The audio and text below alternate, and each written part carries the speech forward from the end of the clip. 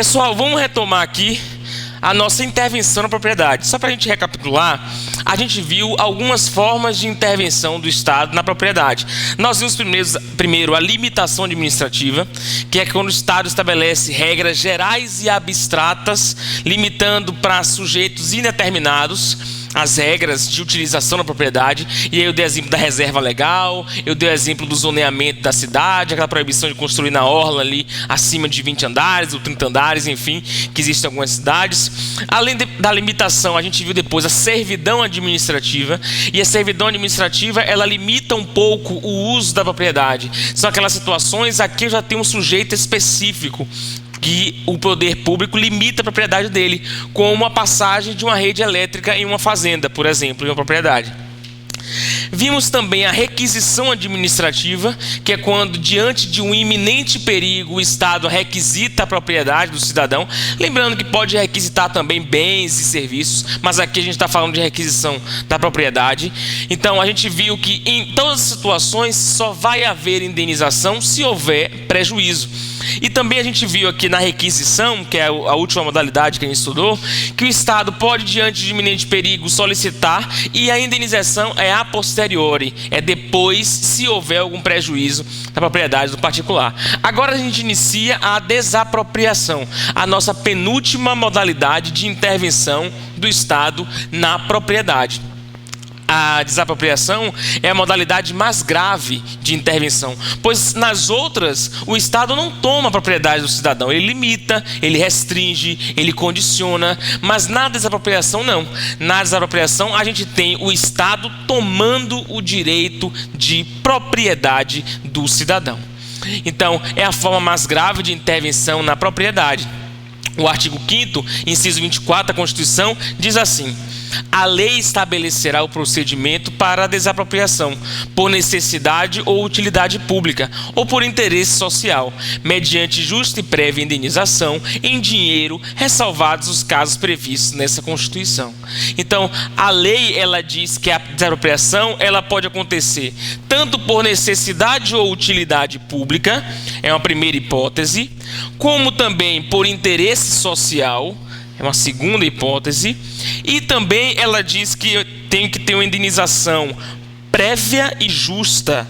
Então a indenização deve ser prévia e justa. Primeiro eu devo pagar o cidadão para depois desapropriar. E deve ser em dinheiro. Deve pagar em dinheiro essa desapropriação. Só que ele coloca lá no final: ressalvados os casos previstos nessa Constituição. Nós temos algumas hipóteses em que o poder público vai desapropriar o imóvel, mas ele não vai pagar em dinheiro. Ele vai pagar de uma outra modalidade, como a gente vai ver daqui a pouco. São situações em que o poder público aplica uma espécie de penalização. Ele utiliza da desapropriação como uma espécie de penalização do particular. Vamos ver essas hipóteses aqui. No que se refere à desapropriação, né, eu tenho um momento em que o poder público, como eu estava falando, ele não paga em dinheiro. Ele vai pagar o que nós chamamos de título da dívida pública. Cadê? Título da dívida ou... É porque ele vai se subdividir em título da dívida pública e título da dívida agrária. Vamos ver essa situação. O poder público vai pagar em títulos da dívida nas desapropriações por interesse social, para a reforma agrária e para a política urbana. Então, toda vez que ele desapropriar uma propriedade para fazer reforma agrária ou em questões de política urbana, que é que a gente vai especificar daqui a pouco, ele não vai pagar em dinheiro, ele vai pagar em títulos da dívida pública. Por que ele vai pagar em títulos da dívida? Porque são situações em que o particular, ele não vai estar cumprindo a função social da propriedade. Então, é uma espécie de punição imposta pelo ordenamento jurídico diante do descumprimento da função social da propriedade. Hoje, antes, a gente pensava a propriedade de forma individualista. Você tinha sua propriedade e ali você podia fazer tudo o que quisesse com ela, inclusive nada. Mas agora, a forma de pensar a propriedade não é mais tão individualista, é mais coletiva, sobretudo no século XX, meados do século XX para cá, e a Constituição isso ratificou. Então, a nossa propriedade, se é rural, ela deve ser produtiva. Se eu tenho um imóvel no centro da cidade, eu não posso deixar aquele terreno baldio, pois eu tenho hoje planos diretores da cidade que me obrigam a edificar, ou pelo menos a murar, a parcelar o imóvel. Eu não posso ter o imóvel conforme a especulação. A lei ela visa a coibir, né, esse tipo de situações. Caso eu não cumpra a função social da propriedade, o poder público pode me desapropriar. A primeira modalidade é a chamada desapropriação extraordinária, que é essa desapropriação quando o sujeito não cumpre a função. Ela pode ser rural ou urbana. Então, nesse caso, existe um desrespeito à função social da propriedade e ela será rural quando a propriedade rural não produz. O poder, você tem uma propriedade e você não planta, você não cria gado, você, enfim, não faz nada de produtivo nessa fazenda. Nessa situação, o poder público pode desapropriar o seu imóvel para realizar reforma agrária, para, sobretudo, os latifúndios, né? Porque o poder público ele vai esbarrar, não é toda fazenda, não é toda propriedade que ele pode desapropriar. Ele, por exemplo, não vai desapropriar pequenas e médias propriedades, ele não pode fazer isso, e nem propriedades produtivas. Então, pequenas e médias propriedades ele não pode desapropriar e nem a produtiva. Então, o que é que a gente vai esbarrar aqui? Ele só vai poder desapropriar os latifúndios improdutivos. Se você tem um latifúndio improdutivo, você pode sofrer a desapropriação para fins de assentamento, de reforma agrária, de colocar lá as pessoas que não têm terras para sobreviver. Essa é a desapropriação rural. E essa desapropriação rural, ela vai ser paga em títulos da dívida, né? Só completando. Se a desapropriação em geral, ela é paga, como a gente viu na Constituição, uma indenização justa e prévia e em dinheiro, aqui ela vai ser paga em título da dívida agrária. O que é esse título da dívida? Título da dívida agrária. O título da dívida agrária é como se fosse... Título da dívida agrária, ok. O título da dívida agrária é como se fossem promissórias. Ela dá 10 promissórias para você e diz assim: você vai resgatar em 10 anos. Cada ano você vem aqui, apresenta a promissória, apresenta o título da dívida agrária e você pega, sei lá, desapropriou o seu imóvel por 100 mil reais. Cada ano você vem, pega 10 mil reais. Perceba, eu não estou falando mais de uma indenização prévia. Eu estou falando de indenização que é a posteriori. Ela vem aos poucos, ela pode ser dividida até 10 anos. E o poder público, por quê? Porque o sujeito não cumpriu a função social. Então, tudo bem, o fato de não cumprir a função social fez com que tomasse a propriedade dele. Mas também o poder público não pode tomar sem pagar nada. Tá? Porque também aí não foi nenhum crime que ele cometeu. Ele tem que tomar e tem que pagar o que ele efetivamente tomou, porque senão seria enriquecimento ilícito do poder público, e o poder público não pode enriquecer ilicitamente. Aliás, ninguém pode enriquecer ilicitamente. O poder público ele vai pagar em títulos da dívida agrária. Com propriedade urbana vai ser mais ou menos parecido. Aqui o sujeito não vai cumprir a função social desobedecendo o plano diretor. Cada cidade tem um plano diretor, sobretudo as cidades que têm pelo menos 20 mil habitantes. A Constituição determina que tem que ter um plano diretor, que organiza, disciplina o funcionamento da cidade.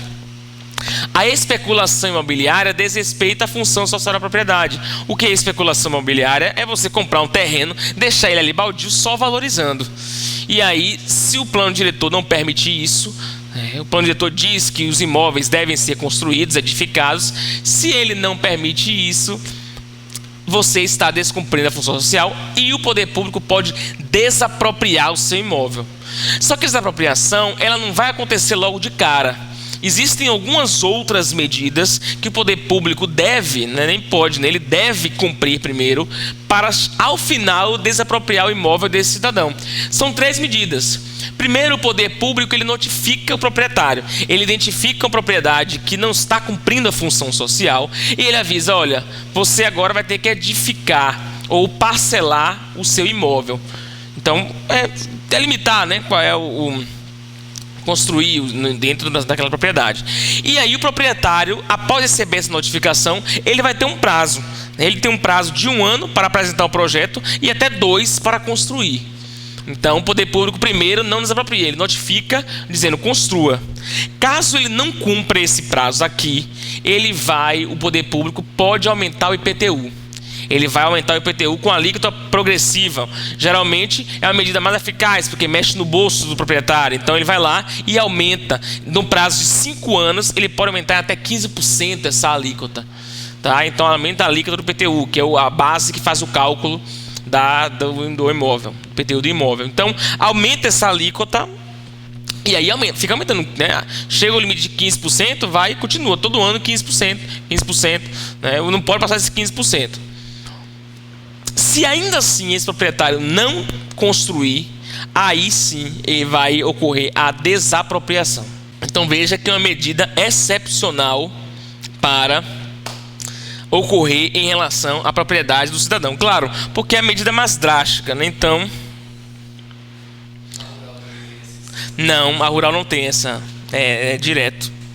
Não tem. Assim, não tem legalmente. Mas o poder público pode, por conta própria, notificar, avisar, mas não é uma previsão legal. Ele pode direto desapropriar. Então a gente viu aqui, aliás, qual é a competência para realizar a desapropriação urbana é do município, né? E do Distrito Federal também. Porque o Distrito Federal tem a chamada competência somatória, né? Ou acumulada. Ele é como se fosse Estado e município ao mesmo tempo, o Distrito Federal. A primeira desapropriação é essa, que é chamada extraordinária. A gente tem também a desapropriação em virtude da plantação de psicotrópico proibido. Olha o que diz o artigo 243. Eu trago o artigo completo porque houve uma mudança constitucional do ano passado. E aí eu sempre gosto de trazer, acrescentando a questão da exploração do trabalho escravo. Que até no passado não tinha essa previsão desapropriação em virtude da exploração de trabalho escravo. Então foi acrescentado esse artigo, aí eu trago a literalidade. Diz assim: as propriedades rurais e urbanas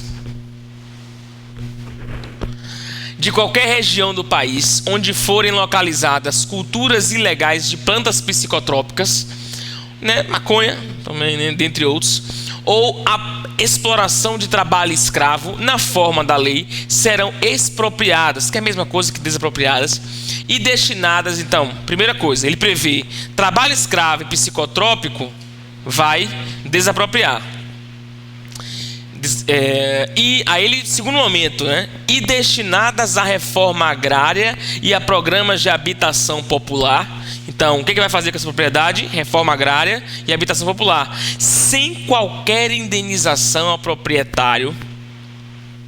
Então, aqui ele não vai nem indenizar, nem título da dívida agrária, nem título da dívida pública, nada. Não tem indenização. E sem prejuízo de outras sanções previstas em lei. Então, além dessa desapropriação, existem outras penalidades. Então, o cara vai responder por crime, o cara vai responder por desvio de dinheiro, aliás, a depender da situação, né? Ele vai ter que indenizar alguém, enfim. O fato de desapropriar não inibe outras sanções, observado no que couber o disposto no artigo 5º. Então, veja, é uma situação em que, havendo a desapropriação, não vai haver indenização por conta de uma ilegalidade. Aqui a ideia é: eu não posso beneficiar o sujeito por uma ilegalidade que ele cometeu. Eu não posso patrocinar isso. Então a desapropriação ela vem como uma penalidade mesmo. Lembrando que o trabalho escravo foi acrescentado recentemente. Antes era só o psicotrópico proibido. E aí o parágrafo único completa: todo e qualquer bem de valor econômico apreendido em decorrência do tráfico ilícito de entorpecentes e drogas afins e da exploração do trabalho escravo será confiscado e reverterá. Segundo momento aqui. Então, todos e qualquer bem de valor econômico para tráfico ilícito de drogas e exploração de trabalho escravo vai ser revertido para um fundo especial com destinação específica na forma da lei. Essa destinação específica é para justamente combater o tráfico e recuperar dependentes químicos relacionados aí, e combater o trabalho escravo também. a Constituição traz essa previsão, essa preocupação. Então, além da desapropriação, a gente tem essa preocupação aí constitucional com os bens econômicos. Então, carros, tratores, que não são efetivamente desapropriados, né, porque não são imóveis, então são revertidos para essa finalidade. O que aconteceu isso com os bens de Fernandinho Beiramar.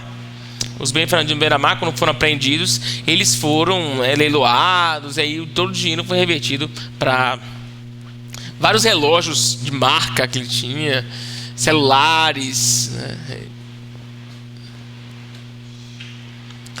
Então, nós já vimos duas modalidades de desapropriação. Perceba que eu estou estudando primeiro as modalidades específicas para depois a gente chegar na comum. Ainda estou na específica, é a chamada desapropriação indireta. O que é essa desapropriação indireta? A desapropriação indireta é uma situação, ela é bem criticada, mas ela existe. Qual é a situação? É uma situação na qual o poder público ele vai realizar uma desapropriação de forma ilegal, mas mesmo assim vai ter validade. É uma situação na qual o poder público não vai respeitar o passo a passo. Daqui a pouco a gente vai ver que tem um passo a passo para o poder público desapropriar um bem. Mas nessa situação aqui, o poder público não vai respeitar essas regras, mas por questões, digamos assim, práticas, a nossa jurisprudência acabou convalidando isso. Então, nós temos uma situação no qual o Estado tomou o bem, mas não fez o procedimento de desapropriação correto, né? E aí isso a gente chama de esbulho. Quando o Estado se apossa de um bem, a gente chama isso de esbulho. O Estado vai lá, desapropria o imóvel do cidadão e não faz o procedimento correto. Você tem uma fazenda e aí você passa o fim do ano lá. Quando você vai lá só de 6 em 6 meses, quando você volta em junho, você descobre que o poder público construiu lá uma escola para a área rural, dentro da sua fazenda. Olha, isso é ilegal. Ele não pode construir sem a sua permissão, né? No caso, permissão no sentido de desapropriar o seu imóvel para construir. Ele tem que lhe notificar, ele tem que lhe oferecer um valor, ele não pode simplesmente invadir a propriedade. Mas você não morava lá, simplesmente ele se apossou e construiu. Essa é uma hipótese de uma desapropriação que ela, em tese, é nula, é um ato nulo, pois ele foi feito de forma irregular, ele não cumpriu o passo a passo da lei. Mas em situações como essas, o STJ acabou decidindo que em alguns casos, olha só, não são todos os casos. Eu não estou querendo dizer que sempre quando o poder público errar, ele vai ser, né, convalidado. Mas em alguns casos, o STJ, ele convalida, ele aceita essa desapropriação em virtude desses 3 requisitos aqui. O STJ diz assim: toda vez que houver um apossamento pelo Estado sem o devido processo legal, ou seja, sem a possibilidade de você se manifestar, que é o que aconteceu nesse exemplo da fazenda. Toda vez que o Estado desapropriar para afetar a finalidade pública, ou seja, vai haver uma afetação à finalidade pública, o Estado ele está pegando a sua propriedade e revertendo aquilo para uma finalidade que é do interesse da coletividade, mesmo sendo errado, mas a escola vai servir para a coletividade. E toda vez que houver uma irreversibilidade fática, o que é irreversibilidade fática? É você já ter uma situação construída na prática, fática, né, nos fatos. O fato já existe, a escola já está construída, ou o hospital já está construído e está abrigando dezenas, centenas de pacientes. Então, não é mais vantagem destruir um hospital, destruir uma escola e acabar com um ano letivo de centenas de crianças, para devolver a propriedade ao dono, mesmo sendo errado. O STJ diz: toda vez que essas coisas acontecerem, a desapropriação vai ser convalidada, digamos assim. E aí nós temos uma hipótese de desapropriação indireta. Desapropriação indireta. Existe a desapropriação indireta também nos casos em que há a desvalorização total do bem. O poder público vai lá e... deixa eu ver. Você tem uma fazenda, um exemplo bom para isso. Você tem uma fazenda, uma determinada fazenda. E aí o poder público ao redor aqui, ele constrói um lixão. né? E a sua fazenda está aqui dentro do lixão, ou num local perto, está aqui cercado por um lixão, uma fazenda que você plantava flores, e ele vai lá constrói o lixão, aquele chorume alastrando pela sua fazenda. Isso é uma desapropriação indireta, é uma forma dele tirar dali. Ou então ele vai comprando tudo aqui, ó, compra tudo aqui e só deixa você. Então é uma forma de desapropriação direta, quando você perde o valor, seu bem totalmente desvalorizado, não vale mais nada. Você tem uma chácara aqui do lixão, vale o quê? Não vale nada. É uma forma do Estado desapropriar indiretamente e acabar assumindo a sua propriedade. Nesse caso aqui, eu não estou dizendo que você não vai receber o dinheiro. Todos os casos aqui, você vai receber o dinheiro. Só que essa apropriação não vai ser desfeita. E é isso que nós chamamos de desapropriação indireta. É irregular, mas vale desde que cumpra esses 3 requisitos. Ok? É bem criticado, né? Mas existe. Então, a gente tem aqui as fases para a desapropriação.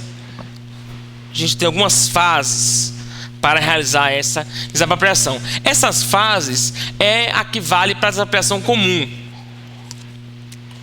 O que é a desapropriação comum? É a desapropriação normal, que o Estado tem interesse no seu imóvel. Seu imóvel é importante para que ele construa alguma coisa, ou para que passe a linha do metrô, ou alguma importante rodovia. Ele vai lá, lhe notifica, avisa que vai desapropriar, lhe oferece um valor. Então aqui é uma regra para a desapropriação comum, não aquelas que a gente viu da psicotrópico, da indireta, não. É a regra geral, como deve ser. A primeira fase a gente chama de fase declaratória. A primeira fase é a chamada fase declaratória. É aquele momento em que o Estado declara o bem como sendo de interesse, como sendo de objeto da desapropriação. Então, quem é que tem a legitimidade para isso? É o poder público. Em regra, é o poder público que pode desapropriar um imóvel. Então, quem tem a legitimidade é o poder público. É ele que pode desapropriar o imóvel. Mas, excepcionalmente, as concessionárias e permissionárias de serviço público também podem desapropriar. É criticado também isso aqui. É como se pensasse que a Coelba pode desapropriar seu imóvel. Coelba é uma empresa privada, que é uma concessionária de serviço público, mas é uma empresa privada, ela pode desapropriar, caso o seu imóvel seja importante para a prestação de energia elétrica na coletividade. É criticado, pois a empresa privada está dando uma força de direito público à empresa privada, mas existe como regra. E, após perceber isso, o poder público vai lá e realiza o decreto de desapropriação. Isso aconteceu aqui recente em Salvador, esse mês, eu acho, no começo do mês de abril, o município de Salvador, ele baixou um decreto declarando interesse em desapropriar um daqueles imóveis ali na Barra, que serve como camarote. Não sei de quem é o dono ali, naqueles imóveis na Barra que serve como um camarote. É um imóvel que fica, o ano todo ele passa vazio e só constrói o camarote no final no carnaval para servir, né, de camarote para o carnaval.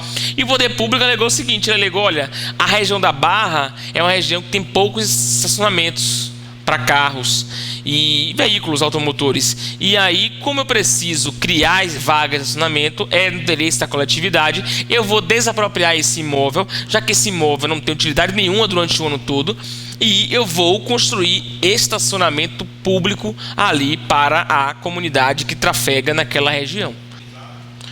Como assim não pode ser feito quando causa prejuízo? Sim. O colega está citando uma situação aqui, perguntando o seguinte: tem que indenizar essa propriedade, independente, mesmo que ele não use o ano todo, né, mas ele vive dessa renda, só mesmo que seja uma vez no ano, mas o ano todo não usa, tem que indenizar? Sim. A propriedade, porque nesse caso aqui a gente está partindo do pressuposto de que não é aquela desapropriação por imóvel urbano, aquela de especulação. Tá?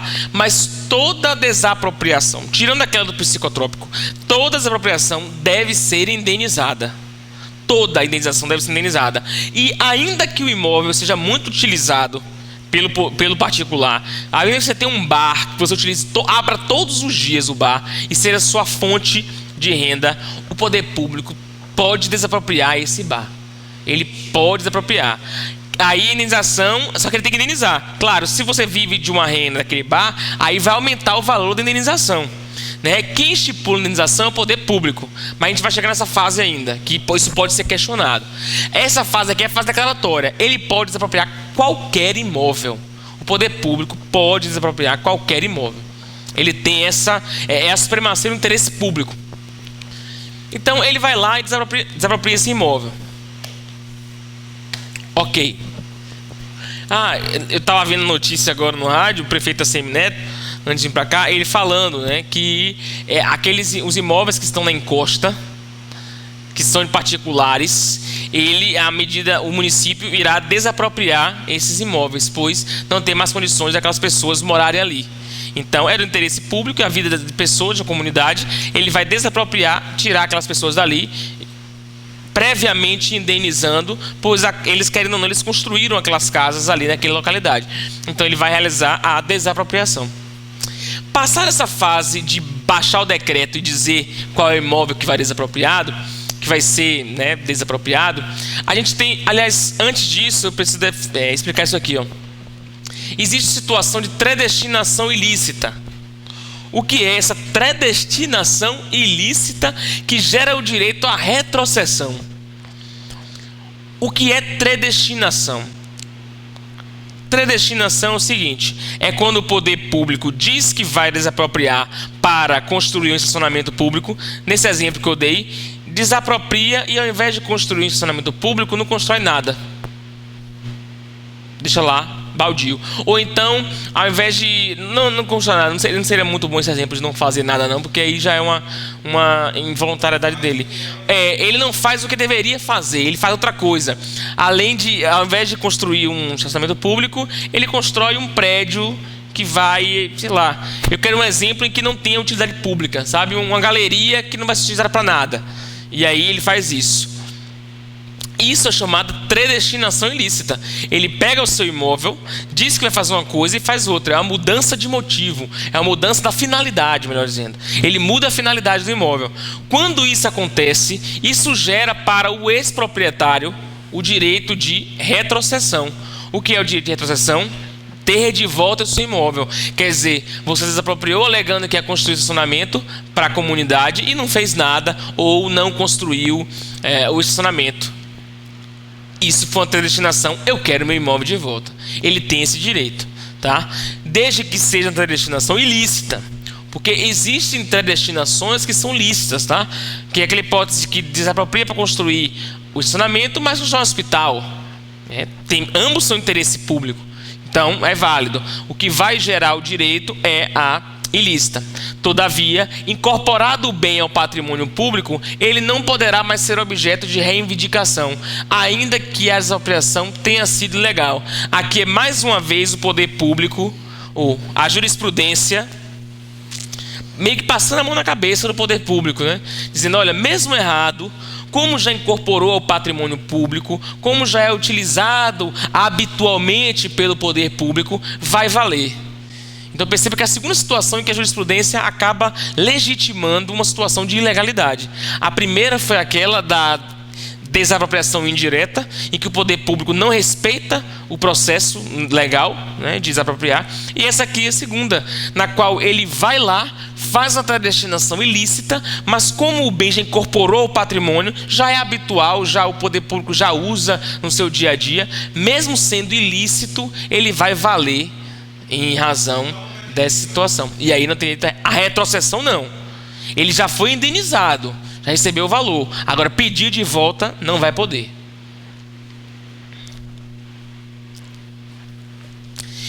Então, quando o poder público publica o decreto, né, existe a possibilidade da administração pública realizar medições no imóvel. Então eu disse lá, vou passar a linha do metrô aqui, a linha 2 do metrô, e eventualmente tem que desapropriar uma propriedade do particular.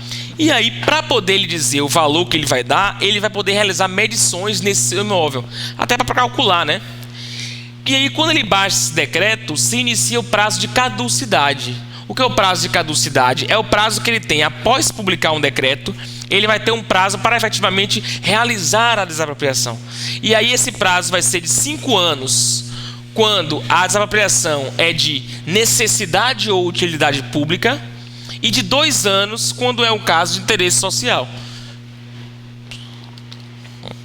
5 anos quando ele alega necessidade ou utilidade pública, 2 anos quando é por interesse social. A gente não estuda as hipóteses de necessidade e utilidade pública, primeiro que não cai para o concurso de vocês, e segundo que é uma lei específica que tem hipóteses bem parecidas assim, é uma lei bem antiga e específica e não cai para vocês. Então a gente não estuda a diferença entre a necessidade e utilidade pública e por interesse social.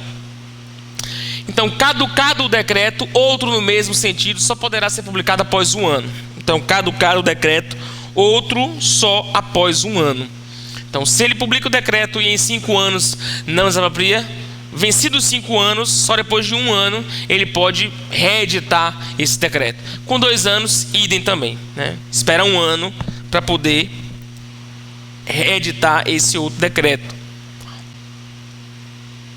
Passada essa fase de declaratória, né, de dizer qual é o imóvel que vai ser desapropriado e fazer a medição, o poder público entra na fase executória, que é a discussão do valor a ser pago a título de indenização. O poder público vai avaliar o seu imóvel e ele vai dar um valor, vai dizer, olha, eu vou desapropriar o seu imóvel e lhe ofereço 200 mil reais. Eu acho que o seu imóvel, a avaliação que eu fiz é que o seu imóvel vale 200 mil reais. E aí abre-se 3 possibilidades. Primeiro, ou você aceita, tá bom, você está satisfeito, você acha que seu imóvel vale mesmo 200 mil reais, e você aceita, o poder público lhe paga seu dinheiro, você sai.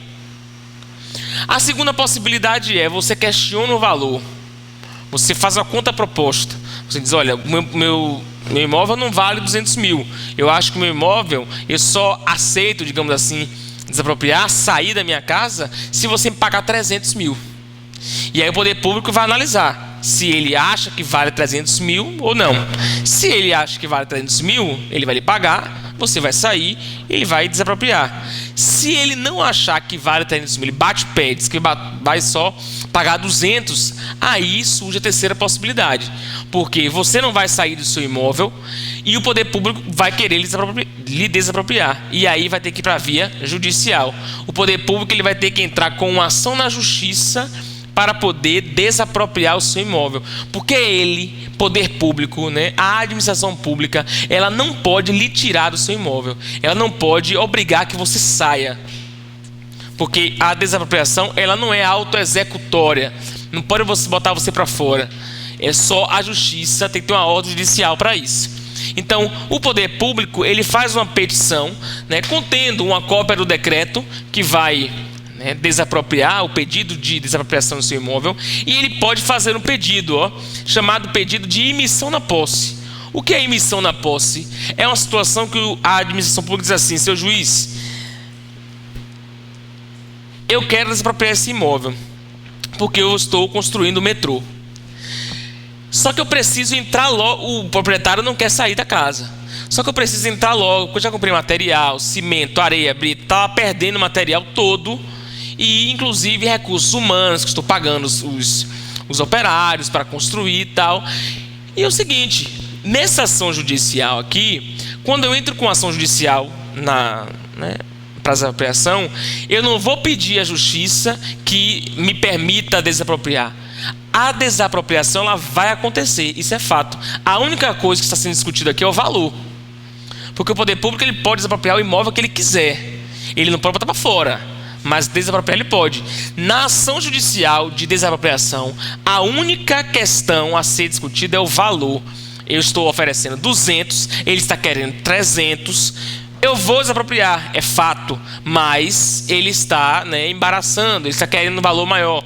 Então, enquanto a gente não discute o valor que vai ser pago, enquanto a Vossa Excelência não decide, me permita entrar logo nesse imóvel, porque está causando prejuízo. Eu preciso entrar logo. Então, a administração pública poderá fazer o pedido de imissão na posse, caso haja urgência e mediante depósito a favor do expropriado. Então, ele diz, olha, os 200 mil que eu me comprometi a pagar, eu deposito aqui judicialmente, porque eu provo que eu estou querendo pagar, não é nada ilegal, e eu quero entrar logo no imóvel. É um pedido que ele faz. O juiz vai aceitar ou não? o juiz analisar o caso, vai ver se, né? Porque, por exemplo, se o juiz percebe que é uma hipótese em que pode haver uma ilegalidade no meio, né? Porque se houver uma ilegalidade, aí ele não vai realmente poder desapropriar. Ele pode negar essa emissão na posse. Olha, é uma questão polêmica, eu não estou convicto de que você fez tudo correto, então talvez eu não permita que desaproprie. Então eu não vou permitir que você entre logo, não. Ou se ele acha, olha, não há urgência nenhuma nesse caso, não tem urgência nenhuma. É mentira, não existe, né, não vai estragar nada, ou não comprovou o suficiente a urgência, o juiz pode negar. E aí, quando a administração pública ela paga esse valor, o expropriado ele pode logo levantar esse valor, ele pode pegar logo os 200 mil. Isso não significa que ele está concordando com esses 200 mil.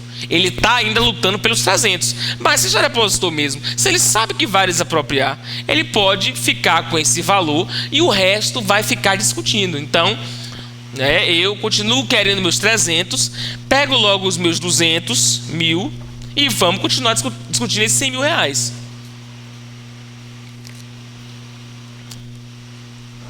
E aí vem a fase da instrução. Então a gente vem a fase declaratória, fase da execução e fase da instrução. Instrução é a fase de investigação, digamos assim. É a fase em que a justiça ela vai avaliar o imóvel, vai olhar quanto vale, quanto realmente custa aquele imóvel. Então, é a fase de produção de provas, em especial a prova pericial, que irá aferir o valor do mercado, o valor de mercado do imóvel. Então, vai avaliar quanto vale esse imóvel no mercado. E aí o juiz pode, ele nomeia um perito judicial, que vai lá olhar o estado de conservação do bem, as benfeitorias necessárias, ou seja, as reformas que são feitas no imóvel, né? Porque a gente diferencia benfeitoria necessária de benfeitoria útil. E as voluptuárias, isso aqui não é tão importante para vocês não, é mais informação de caráter, é porque está na lei, né, a gente traz, mas para vocês não tem tanta incidência. O que é benfeitoria necessária? São as reformas necessárias para a existência do imóvel. Uma construção, uma edificação, uma coluna para sustentar alguma coisa. E isso o poder público deve sempre pagar, não é, ao proprietário. O que é uma benfeitoria útil? Benfeitoria útil é tipo assim, é uma reforma ou é um acréscimo ao bem que é útil, mas que não é necessário. Por exemplo, um ar-condicionado. Um ar-condicionado ele é útil, mas ele não é necessário para a existência de um bem. Então o poder público só vai pagar se houver concordância. E as voluptuárias, cadê? As voluptuárias são aquelas que são só para enfeitar. Um chafariz. Então imagine que o proprietário ele queira, para ganhar mais dinheiro, constrói o chafariz, constrói tudo no imóvel para poder, né, o poder público acabar tendo que pagar mais. Então voluptuária não vai pagar nada. O poder público não entra no cálculo, digamos assim. O cálculo do imóvel só vai ser aquelas benfeitorias realmente necessárias, né, para a existência do imóvel. E as úteis se a administração concordar. O fato é o seguinte, nessa fase de instrução, é a fase que o juiz, a justiça, ela vai analisar se vale a pena ou não dar aquele valor ao imóvel. Ele vai calcular quanto o imóvel vale, é 200 ou 300 mil, ou não é nenhum nem outro, né? Aliás, menos de 200 não pode ser.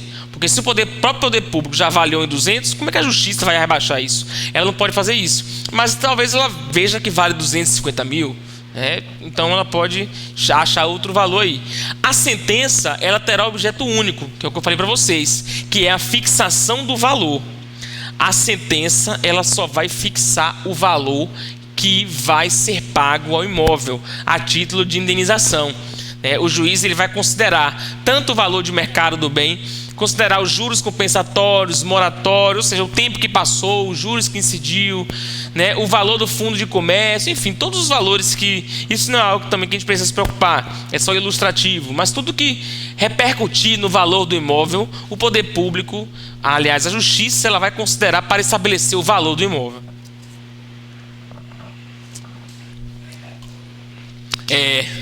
Aí a gente acha, aí o proprietário ganha e a justiça diz, olha, beleza, tá valendo 300 mil sem imóvel. E aí o proprietário acha que vai ganhar uns 100 mil, né? Logo de diferença. Só que acontece, como é que vai pagar os 100 mil? Precatório. Então, aqueles 200 mil não. Os 200 mil já foi pago, né? Já levantou, inclusive. Mas o excedente vai ser pago por forma de precatório, né? Após o trânsito em julgado, os precatórios serão... Olha o que a Constituição diz, né? Os precatórios serão pagos na ordem cronológica da sua apresentação. Isso aqui é verdade, né? A ordem é quem ganhou primeiro. Então, na fila, quanto mais tempo você tiver, mais rápido, né, será o seu pagamento. Então, quem ganhou primeiro vai ser pago primeiro. Então, é o que eu falei até no começo da aula, que a Constituição diz assim: para os precatórios expedidos no primeiro semestre de cada ano, deve estar previsto o valor para pagá-los no orçamento do ano seguinte. Então, em tese, se você ganha no primeiro semestre, você deveria receber no próximo. Mas não tem verba suficiente, né? E aqui é a seguinte: até no precatório existe uma fila especial. Deficientes físicos, idosos, também eles entram numa fila especial do precatório, que acabam passando na frente. Então dificulta mais ainda a fila para as pessoas que estão no âmbito comum aí do precatório, né? Então, o excedente será pago na forma de precatório. Então, antes de falar de extensão, vamos só retomar o passo a passo de uma desapropriação. Ocorre da seguinte forma: primeiro, o poder público baixa o decreto dizendo o interesse que vai ter naquele imóvel. Quando ele baixa esse decreto, ele vai ter ele vai ter a possibilidade de entrar já para medir o imóvel. Ele pode fazer isso, e ele vai, se for por necessidade ou utilidade pública, ele tem 5 anos para desapropriar. Se for por interesse social, ele vai ter 2 anos. Passado esse prazo, caducado esse prazo, ele só pode reeditar um novo decreto após 1 ano. Então, após declarar isso, o poder público vai medir, vai mensurar, vai dizer o valor. Ele oferece a proposta ao particular. O particular pode aceitar, e aí ele aceita o valor e saldo imóvel. Ele pode oferecer uma contraproposta, e o poder público vai concordar ou não. E se não concordar, o poder público vai ter que entrar com ação na justiça para tirar aquele particular dali. Lembrando que a ação na justiça é só para discutir o valor. Não vai se discutir se ele pode ou não pode, porque em regra ele sempre pode. Desde que não seja ilegal, ele sempre pode desapropriar. Passada essa fase, entra na fase judicial. A gente viu que o poder público ele pode pedir a emissão na posse, alegando a urgência e depositando o valor. Ele pode pedir que o juiz libere ele entrar logo e desapropriar. Mas o juiz vai decidir se desapropria ou não. E aí, passar essa fase de emissão na posse, o juiz vai nomear um perito para avaliar o valor do imóvel, para discutir quanto, analisando o valor de mercado, analisando as características do imóvel, se vale realmente a pena pagar aquele valor ou não, quanto custa esse imóvel, se o município está correto ou se o cidadão está correto. Lembrando que esse valor que o município deposita, o cidadão pode levantar desde logo. E isso não significa que ele renunciou ao direito do valor a mais que ele está pleiteando, que ele está pedindo. Então, passar essa fase, o juiz vai declarar a sentença. E na sentença, o juiz decide quanto vale o imóvel ou não. E se houver um excedente, né, aquele a mais que o poder público ofereceu, ele vai ser pago na forma de precatório. E o precatório a gente já conhece, é aquela fila para receber o dinheiro do poder público. Tá? Existe um direito também em relação à desapropriação chamado direito de extensão. O que é o direito de extensão? É o direito que tem o proprietário de exigir a desapropriação e a indenização, alcançando a totalidade do bem quando o remanescente ficar esvaziado de conteúdo econômico ou for inútil e inservível. O que é a situação? Imagine que você tem um imóvel de 100 hectares, onde você planta. E aí o poder público vai lá, desapropria 90 hectares do seu imóvel. Vamos botar 95 hectares. E aí você só fica com 5 hectares de... Antes era uma fazenda, vira um sítio. E aí o que você vai... Você tinha uma plantação imensa aqui de banana, de milho, sei lá. O que você vai fazer com 5 hectares? Não dá para fazer muita coisa. Vamos imaginar que diante da circunstância econômica aqui, que ele tinha antes, de grande produtor, ele não vai servir mais para nada. Ele, o poder público desapropriou tudo, ele pode fazer isso, mas não vai, né? Quer dizer, se bem que esse exemplo é até um pouco falho, porque a gente viu que se a propriedade for produtiva, ele não pode desapropriar, tá? Vamos imaginar então que isso é uma casa, vamos ficar com um exemplo melhor. Isso é uma casa, onde desapropria 100 metros, você tem uma casa de 100 metros quadrados e desapropria 95%, só deixa um resto de quintal para você ali. O que você faz com aquele quintal, né? Metade de um quintal ali que tinha naquela casa? Nada. Então, nesse momento surge o direito de extensão. O que é o direito de extensão? É o direito de você dizer assim, olha, já que desapropriou, vai logo tudo. Vamos estender logo para tudo isso aqui. E aí, eu pelo menos vou receber o valor integral. Então, é o direito que tem o proprietário de exigir a desapropriação e a indenização, alcançando a totalidade do bem, quando o remanescente ficar esvaziado de conteúdo econômico ou for inútil, inservível. Não serve mais. É o direito de extensão. É o quê? É, né? As questões a gente faz na próxima aula, tá? As questões a gente faz na próxima aula, mas hoje a gente só finaliza o tombamento. É curtinho, acho que só tem um slide ou dois, pô. Né? A gente continua. O tombamento já tá aqui, né?